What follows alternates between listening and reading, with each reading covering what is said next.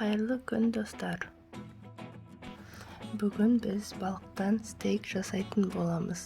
Және бұл стейктің жасалу жолы өте оңай, ешқандай артық затты қажет етпейді.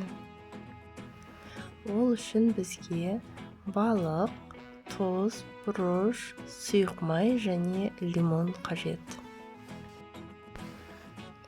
Видеодағыдай бұрышты, тұзды және кішкене ғана сұйық майды жағып аламыз. Содан кейін лимонның суын әрбір балыққа тамызып аламыз.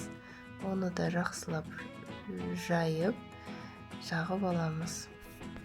Жақсылап жағып болған соң, фольгамыздың бетіне май жағылған жағымен қоямыз. Және де бір фольгаға 2 балықтан артық балық салмаған жөн.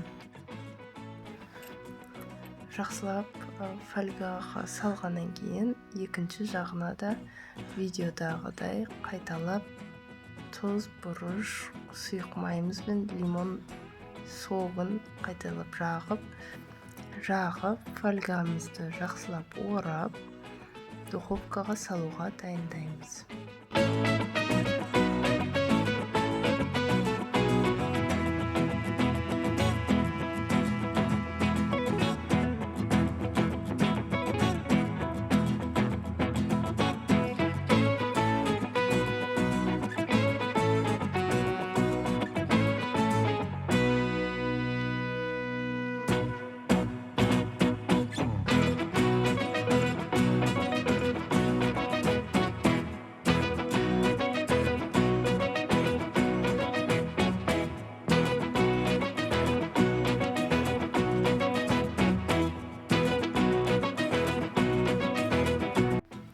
Духовкаға 20 минутқа 180 градуста пісіріп аламыз.